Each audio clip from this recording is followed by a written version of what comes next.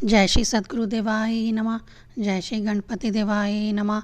ओम नमो भगवते वासुदेवाय नमः। श्रीमद् भागवत महापुराण अष्टम स्कंद 21वां अध्याय बलि का बांधा जाना। श्री सुखदेव जी कहते हैं, परीक्षित, भगवान का चरण कमल सत्यलोक में पहुंच गया।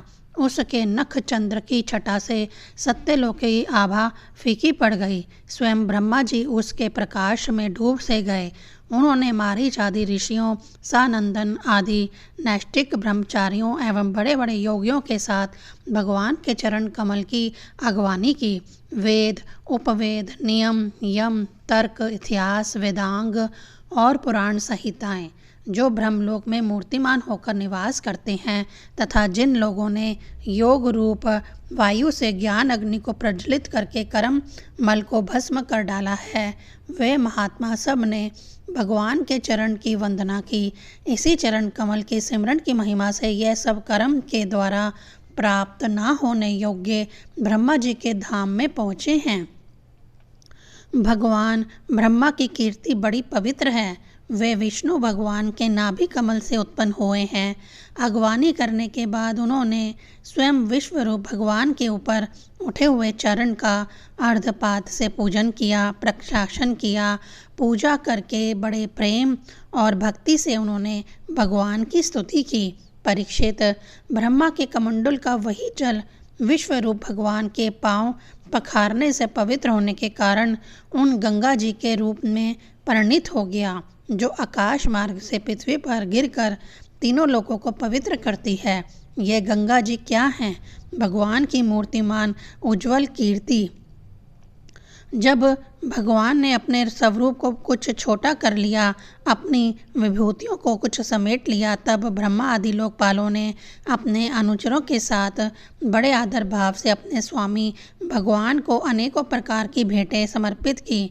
उन लोगों ने जल, उपहार, माला, दिव्य गंधों से भरे अंगराग, सुगंधित धूप, दीप, खील, अक्षत, फल, अंकुर, भगवान की महिमा और प्रभाव से युक्त स्तोत्र, जय घोष, नित्य बाजे गाजे, गान एवं शंख और दुदुम्बी के शब्दों से भगवान की आराधना की।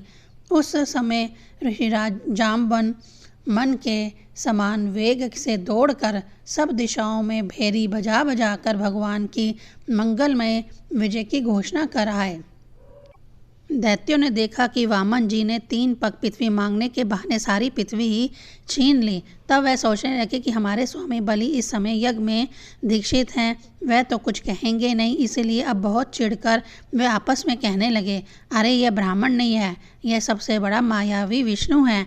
ब्राह्मण के रूप में छिपकर यह देवताओं का काम बनाना चाहता है। जब हमारे स्वामी यज्ञ में दीक्षित होकर किसी को किसी प्रकार का दंड देने के लिए उपलब्ध हो गए हैं, तब इस शत्रु ने ब्रह्मचारी का वेश बनाकर पहले तो याचना की और पीछे हमारा सर्वस्व हरण कर लिया।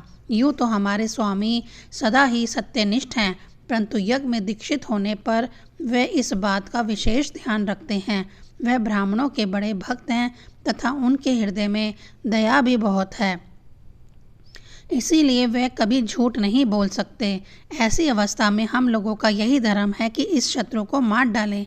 इससे हमारे स्वामी बलि की सेवा भी होती है। यूँ सोचकर राजा बलि के अनुचर असुरों ने अपने अपने हथियार उठा लिए। परीक्षित, राजा बलि की इच्छा न होने पर भी वे बड़े क्रोध से शूल, पट्टिशा आदि ले लेकर वामन भगवान को मारने के लिए टूट पड़े। परीक्षित, जब विष्णु भगवान के पार्षदों ने देखा कि दैत्यों के सेनापति आक्रमण करने के लिए दौड़े आ रहे हैं, तब उन्होंने हंसकर अपने अपने शस्त्र उठा लिए और उन्हें रोक दिया। नंद, सुनंद, जय, विजय, प्रबल, बल, कुमुद, कुमदाक्ष, विवेक्षण, गरुड़ जयंत, श्रुतदेव, पुष्पदंत और सांवत, यह सभी भगवान के पार्षद 10,000 हाथियों का बल रखते हैं। वे असुरों की सेना का संहार करने लगे। जब राजा बलि ने देखा कि भगवान के पार्षद मेरे सैनिकों को मार रहे हैं और वे भी क्रोध में भरकर उनसे लड़ने के लिए तैयार हो रहे हैं, तो उन्होंने शुक्राचार्य के शाप का स्मरण करके उन्हें युद्ध करने से रोक दिया। उन्होंने विप्र, चिति, राहु, नेमि आदि दैत्यों को संबोधित करके कहा, भाइयों मेरी बात सुनो, लड़ो मत, वापस लौट जाओ। यह समय हमारे कार्य के अनुकूल नहीं है। दैत्यों, जो काल समस्त प्राणियों को सुख और दुख देने का ही सामर्थ्य रखता है, उसे यदि कोई पुरुष चाहे तो मैं अपने प्रयत्नों से दबा दूं, तो यह उसकी शक्ति से बाहर है। जो पहले हमारी उन्नति और देवताओं की अवनति के कारण हुए थे, वही काल भगवान अब उनकी उन्नति और हमारी अवनति के कारण हो रहे हैं। बल, मंत्री, बुद्धि, दुर्ग, मंत्र, औषध और साम आदि उपाय, इनमें से किसी भी साधन के द्वारा अथवा सब के द्वारा मनुष्य काल पर विजय नहीं प्राप्त कर सकता। जब देव तुम लोगों के अनुकूल था, तब तुम लोगों ने भगवान के इन पार्षदों को कई बार जीत लिया था, पर देखो आज वे ही युद्ध में हम पर विजय प्राप्त करके सिंहनाद कर रहे हैं। यदि देव हमारे अनुकूल हो जाएगा तो हम भी इन्हें जीत लेंगे। इसीलिए उस समय की प्रतीक्षा करो जो हमारे कार्य सिद्धि के लिए अनुकूल हो। श्री सुखदेव जी कहते हैं, परीक्षित, अपने स्वामी बलि की बात सुनकर भगवान के पार्षद से हारे हुए दानव अपने दैत्य सेनापति रसातल में चले गए। उनके जाने के बाद भगवान के हृदय की बात जानकर पक्षीराज गरुड़ ने वरुण के पाशों से बलि को बांध दिया। उस समय उनके अश्वमेध यज्ञ में सोमपान होने वाला था। जब सर्वशक्तिमान भगवान विष्णु ने बलि को इस प्रकार बंधवा दिया, तब पृथ्वी, आकाश और समस्त दिशाओं में लोग हाय हाय करने लगे। यद्यपि बलि वरुण के पाशों से बंधे हुए थे, उनकी सम्मति भी उनके हाथों से निकल गई थी, फिर भी उनकी बुद्धि निश्चयात्मक थी और सब लोग उनके उदार यश का गान कर रहे थे। परीक्षित, उस समय भगवान ने बलि से कहा, असुर, तुमने मुझे पृथ्वी के 3 पग दिए थे, 2 पग में तो मैंने सारी त्रिलोकी नाप ली, अब तीसरा पग पूरा करो। जहाँ तक सूर्य की गर्मी पहुँचती है, जहाँ तक नक्षत्र और चंद्रमों की किरणें पहुँचती हैं और जहाँ तक बादल जाकर बरसते हैं, वहाँ तक की सारी पृथ्वी तुम्हारे अधिकार में थी। तुम्हारे देखते ही देखते मैंने अपने एक पैर से भूलोक, शरीर के से आकाश और दिशाएं एवं दूसरे पैर से स्वलोक नाप लिया। इस प्रकार तुम्हारा सब कुछ मेरा हो चुका है। फिर भी तुमने जो प्रतिज्ञा की थी उसे पूरा ना कर सकने के कारण अब तुम्हें नरक में रहना पड़ेगा। तुम्हारे गुरु की तो इस विषय में सम्मति है ही।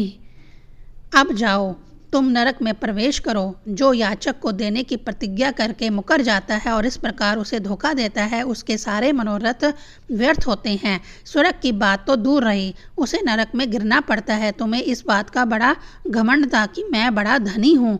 तुमने मुझसे दूंगा ऐसी प्रतिज्ञा करके फिर धोखा दे दिया। अब तुम कुछ वर्षों तक इस झूठ का फल नरक भोगो। 21वां अध्याय संपूर्ण। ओम नमो भगवते वासुदेवाय नमः।